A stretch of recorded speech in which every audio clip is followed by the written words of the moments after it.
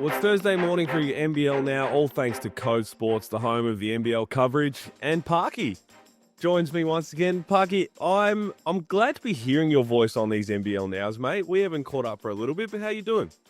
I'm doing very well, mate, and I'm enjoying it. I'm loving following my, 46th NBL season. So, yeah, since I'm showing my age there, Hools, but yeah, no, I remember the NBL back in 1979, and I'm loving it. Well, we're back to the 40-minute games now, like the old days. Well, we're going to have to get to some level of, I guess, excitement about what's going on, because I think we'll break it down on NBL Now in the future. I think the 3-point line now is a major reason for why we're seeing a whole lot of blowouts, but that's for getting really deep into the statistics one day. We'll do that for the people who really want to get into that part of the game. I mentioned those blowouts because it was last night, and it was an Ignite Cup game that I'm loving. The whole new feel of the Ignite Cup, the chance to win $400K. I'm having a lot of fun in the new broadcast. I don't think the Cairns Taipans are necessarily having as much fun right now. What are you taking out of that game, and what are you taking out of this for the Taipans? Yeah, well, I noticed earlier on in the year when the Taipans got a couple of good wins, 40 was mentioning how their odds with the bookies were like $4 and $3.60 and all that. Well, guess what, Halls? Last night they were $2.10. Okay, they were actually given a chance by the bookies. Okay, they were given respect. Perth playing with only one import. We all know the Taipans are without Wardenberg and McVeigh. They're two, premier Australian players. But last night they were given a chance, and to lose by 32 points, I think was a bit of a shock. And 40 looked a bit dismayed in his presser after the game. He was talking about how the team's been really great at training and they've engaged, and the theory, they're all behind the theory and everything, but they're just not putting it together on the floor. There's a heat going on between the ears right now. And again, it's not surprising when you lose. That's their fourth game they've lost by 30. So they're not just losing, but they're getting belted, where you kind of fall into that mental slump. And then when things get tough in the first quarter, you start to think, oh, here we go again. And you kind of just give up, it looks like. But we saw some fight at the very end of the game from Admiral Schofield. Was it a little too late? What did you take out of that? Because I know we were calling the game. I've seen it online. People saying, man, where's that energy throughout the game? Just somebody to step up and say this isn't good enough. And outside of that, I'm not sure they have that on their roster. No, that was just, we always love a little bit of argy-bargy, even if it's after the game. It's good to know, we live in an era now where, especially in the NBA, everyone's hugging each other and liking each other. So I don't mind seeing a little bit of that. But, it would have been nice if they'd had a little dust up during the game. I think Cairns, when they made that run in the third quarter and they sort of got it back to, you thought they were sort of coming. I mean, that's the time when maybe you can try and get into someone and have, show a little bit of fight. But, far too late, when the siren sounded and you look up the scoreboard and it's 110 to 78. And it doesn't look good, from the Cairns side of it. Fight, you're showing fight when the game's over. So, it would have been nice to see something like that during the game, just to give it a bit more of an edge and, just to sort of show, the Cairns fans, that was a home game. So it would have really got the fans involved if you had that sort of, that little thing happening during the game, and it maybe gets the crowd involved a little more and things like that. So, I didn't like seeing that at the end of the game. I would have liked to have seen it during the game. Well, they don't have long to try and pick themselves up because they play Melbourne United on Friday night. But for the Perth Wildcats, they're back on track now. Do we read much into this win from Perth because they were playing Cairns who have been really below par? Or do we look at it and say, you know what, they only had one import, everybody stepped up, Elijah Pepper was excellent, and this can start something for them? Yeah, well, Cairns did look a little bit like an NBL 1 team last night, and we know what Pepper does in the NBL 1. He goes at about a point a minute, and I think he had 18 points in about 20 minutes. But Coach really mentioned about how they had really good scoring. I think they had 5 guys in double figures and then a couple of guys with 8, and I think Aquera had 7. So, that was a nice sort of balanced, scoring. You got JLA with his 24 points, so he's been pretty consistent. But it was nice to see Doolittle get some, get some good shots up, get some confidence. He had 18 points as well as Pepper. And then you had Riley and Henschel with 10 points each. So, they had a really good scoring spread. And, their shot quality was really good. And that's something Forty mentioned about his team, that the Cairns didn't have sort of that shot quality. But the Wildcats definitely did. I mean, they shot 11 from 21 from three, which, it was really good. They didn't go overboard with shooting their threes, but when they did shoot them, they hit them. So I think, Perth, that's a game they really needed. And they'll get Windler back from his ankle injury, and then they've still got an import up their sleeve. So they've definitely got something to work on. I think that was a really big game for them. Fascinating to think going into that game, it was the two worst three-point shooting teams in the league, Perth being the worst at 25%. And then they go out there and actually light it up for once. You mentioned Christian Doolittle, and I'm wondering, is it as simple as him being in that aggressive mindset, sparking something positive for Perth? Because from the first couple of minutes you saw he was trying to score the ball, and he's a mismatch nightmare.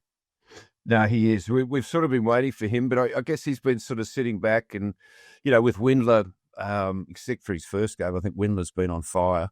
And of course they were trying to get Mason Jones going, but he's headed back. He had a promotion at Qantas, I think, sometime during the week, and and didn't come back. But so no, they've Doolittle. I think that was a great game for him, but I think it says a lot. John Riley's been mentioning about how you got guys in the team that you want to fit in to the roster, and I think Doolittle's one of those guys that he'll just do anything to win. Last night he was probably needed to score a little bit more. He didn't have to take a back seat to Windler or Mason Jones. So I think that was good to sort of release him a little bit, get his confidence going, because I think they're going to need him to to be able to put the ball in the hole. I need Perth to continue because they were my preseason pick, and everyone's going to remind me of it throughout the predictions. Well, there's still 26 games left, Paul, so I think if they get a good import, I think you might be right. I'm not wavering yet. I'm going to stay true to it. Now, Parky, we've got a lot to talk about, a lot of games to preview, but I have to talk about the elephant in the room here, which was the Brian Goorjian ejection last weekend. Now, talk me through where you were, what was happening, and could you believe what you were seeing? No, I couldn't. And the thing with Brian, he's been like this for his whole coaching career, is that he's never out of control. He never gets a tech foul unless he wants to get one. And we saw John Riley get a tech foul on the weekend. We saw Adam Ford get one. But no, I think that one was, it's been discussed enough, I think, during the week. But, the ref sort of to go bang, bang with a tech, I think, that wasn't the right move to get rid of him. But, fair enough. He's not above being, getting a tech foul. But he always does show emotion. And I think, to give him two tech fouls like that, just bang, bang and get him out of there, I think, it was a bit of a travesty. So I don't see that happening again. And, Goorj knows sort of where to go, how far to push it. Now, you obviously know Goorj better than a lot of people out there. Obviously, he's got older. He's getting old later on in his career. But when you're listening to his press conferences or you're listening to a timeout, are there parts of you that can see the same old Goorj from back in the day, or has it changed completely to adapt to the modern game and to the modern personalities? Now, he is exactly the same as he was when he first coached me, probably we're talking 35 years ago. And I think that's the amazing thing, that he actually hasn't changed. He's still got that Californian drawl, that accent. I mean, he's been in the country for, nearly 50 years. But, he's still, he hasn't changed at all. I guess the only thing that has changed is he's not walking and pacing the sidelines with a Diet Coke. I don't know if you remember that, Hools, if you're old enough to remember him pacing the sidelines, which was a little bit of an issue because we were sponsored by Big M. And he couldn't, so he had to have one of those stubby holders with a Big M logo on it with his Diet Coke in. So, he was getting a constant sort of feed of caffeine. So I'm sure he hits himself up before the games with a bit of a caffeine hit. But that's the only thing that I can really say that's changed. With his coaching, sort of demeanor, really, it's he always remains pretty constant and everything for him is about the day to day, and I think that's where he's never changed. He always puts so much emphasis, in the day to day, and it's all about the process, with him. So, look, he's probably the greatest coach of all time to ever, come to their shores, and not only. He's embraced the Australian culture and, he's constantly been working with, AFL coaches, NRL coaches. I mean, even to this day, he's, I was chatting to him the other day, and he was getting together with Luke Beveridge and Postacoglu, and he's still Craig Bellamy's, I think, a guy that he leans on a little bit as well. So yeah, he's really great. Even at the age he's at now, he's still looking to improve himself. He's still looking at other sports and other angles that he can get through coaches and stuff. So no, he's he's just totally obsessed with coaching. He always has, and he always will be. You mentioned the pacing up and down the sideline. I also remember a couple of years ago when he was at the Illawarra Hawks and he used to wear different sneakers. Because of that, I'm assuming it was a comfort factor because of how much he did on the sideline. We had players wear the GPS. I think at times Goorj did more pacing and movement than any of the players. So I can understand why he's starting to tone that down. Probably the walk to the locker room was the longest walk he's done for a while on the sideline. So maybe if he doesn't get ejected any longer, he won't have to worry about that. He'll be fine. Yeah. No, I think he'll be fine. I don't see him. I think the refs will be on notice now. I don't think. I don't think you'll see him get tossed out for another, 45 years or however long he's been coaching. Well, when he got thrown out, Andrew Bogut stepped up and he was on the sideline. And Mick Randall from Code Sports is talking about Bogs being a future Boomers coach. And I think Goorj has said it as well. Do you agree? Can you see it? Because we talk about great basketball minds in Australian hoops right now. I don't know if there's one brighter than Andrew Bogut. No, and look, he's he's got a lot of experience, but he's also got the drive, and he's already said out loud in public that he wants to be the future Boomers coach. So he's pretty serious about this coaching gig. I mean, he's moved to Sydney, from his Gold Coast mansion, and he's really going to take this serious. And I guess a bit tongue in cheek, but if we're looking at plus minuses for players, I mean, if you look at Bogues as head coaching plus minus, he was plus 14 Hools.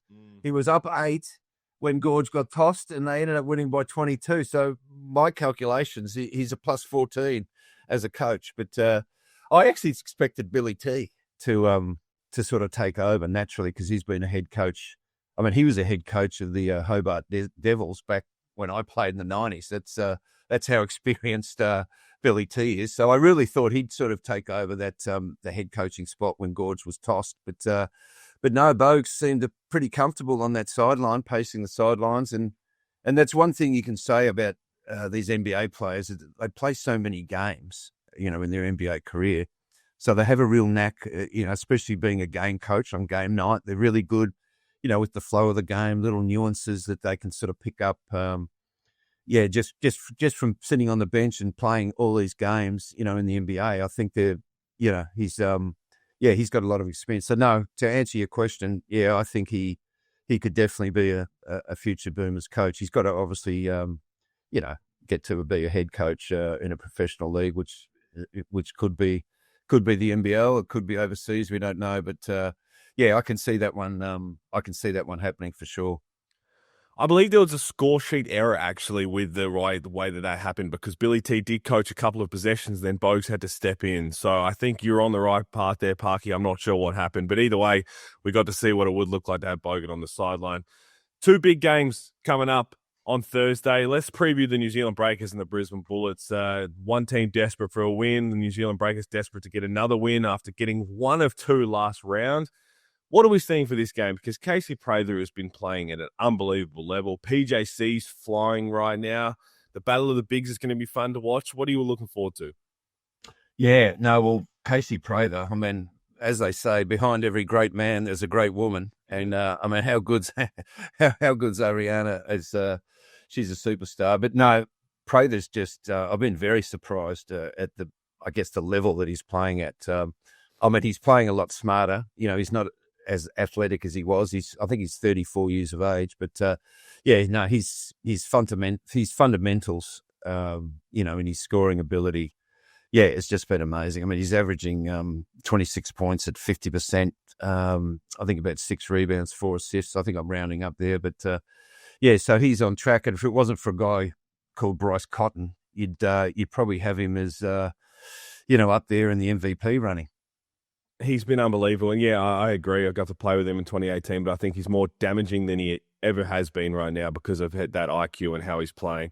Who do you have for winning this game? Because it is a big one going over to New Zealand. They've been playing well at home. The Bullets need to desperately win a game. Yeah, well, Brisbane have they got a bit of momentum going. They gave United a pretty good run, and they had a good win the other day, and Jalen Adams seemed to sort of sparked up. But no, you mentioned PJC earlier, and I think he's going to be a huge factor. I just love, he's sort of doing it all, from both ends, and he seems to sort of be their emotional leader anyway. And for someone that tiny, I mean, when you think of Bryce Cotton and PJC, two guys in our league that are really small guys that are just they can do just so much damage. So yeah, I think this is a tough one. I'd probably give the edge to New Zealand just because it's in New Zealand. But I reckon if this was being played in Brisbane, I'd probably go with Brisbane. That's how tight I think this game is sort of looking tonight. So yeah, no, I'm really looking forward to that battle. Well, if that's the appetizer, the main course coming up straight after that, Brian Goorjian will be in action back in Melbourne, playing against the Southeast Melbourne Phoenix, who just beat the Hawks by 40. Mind you, they lost by 20-odd from Adelaide a couple of days before that. We're starting to believe the Phoenix have something here, led by Foxwell, Sobey, the Kings led by KD, Cooks, Delhi. This should be a fun one. Oh, it should be a great game. I think the Kings have had the wood over Southeast Melbourne, in the past. But no, they both come to this game off a pretty good win. The Kings beat Perth by 22 points, and as we saw last night, Perth are no dummies, and the Phoenix just absolutely smashed last year's champions on Saturday night, and a lot of that had to do with the scoring from the Aussie guys. I mean, Glover had a great first half, but I think Sydney and Phoenix are very similar in the way that once they get their defense going, they generate a lot of their offense from their defense. And I think if they're getting stops down that one end, it's a lot easier in transition for, someone like a Glover to pull up and, hit a three in transition. Foxy can do that. Obviously, Sobes. Look, even Geordie Hunter, he's 7 from 14. He's shooting 50% from three. So I don't know where that came from, but no, they're rolling, especially after that game Saturday night. So I think, that confidence is up. The Kings are, the same way. They get a lot of their offense, from generating it from their defense, as they did in the last quarter. So, or the last quarter of their last game on Sunday, I think they outscored Perth 22-6. So that's, if Sydney can carry that sort of form into tonight's game, I think, I think Sydney have got a good chance. But yeah, the Phoenix are, they're at home and they've got their confidence going. So yeah, it's that's going to be a bit of a cracker too. Very close in the betting for that game as well. Without getting too much into the analytics of the game, because we've got a lot of warm-up before we get there, the top of the table clash. A new segment for you, Parky. Who needs to step up for Step 1, the NBL's official underwear partner, www.step1.life. Who have you got for me? DJ Vasiljevic. I think I'm going to go with DJ. That's probably a bit of an easy one. But yeah, last game, he and Bryce combined for 56 points. I think, Bryce might have had 53 of them. So yeah, I'd like to see DJ step up. But in saying that, it's not a personal attack on the man, because I think he's trying to do, he's trying to do the right thing. He's a leader of this club. He's one of the captains. He was captain last year. So I think he's obviously wanting to get Bryce. He wants to win. And I think he knows that, to get Bryce involved, it's going to go a long way for them winning. But no, I think it's time for him to step up now. I've got a feeling that United are going to have a nice little plan for Bryce Cotton. And, that might be, doubling him, getting the ball out of his hands, as we saw from the Kings when they did it successfully and held Bryce to 7 points. I don't see United holding him to 7 points on Sunday. But, I think DJ definitely needs to step up and help out in that scoring. And a lot of it's not his fault. He's not getting a lot of the ball. But he may well get get a few more looks just from the way that United, defend him. So I think Dash Daniels will have a good crack on Bryce Cotton, which will be another good matchup to look at because the Cotton stopper, Shea Ili, is still out. So, but they've got a lot of good defenders in that team, and they'll throw a lot of bodies at him. and they'll probably try and double and get it out of his hand. So yeah, DJ, it's time to step up. I don't mind you picking the Step On ambassador to step up. So it works, Parky. It works perfectly. Mate, thank you so much for jumping on. It's a good round of hoops coming your way. Yep, my pleasure, Halls. Thank you, everybody. Code Sports has your NBL covered like nobody else. Expert analysis and insider access on and off the court. Head to codesports.com.au today, and we'll be back tomorrow.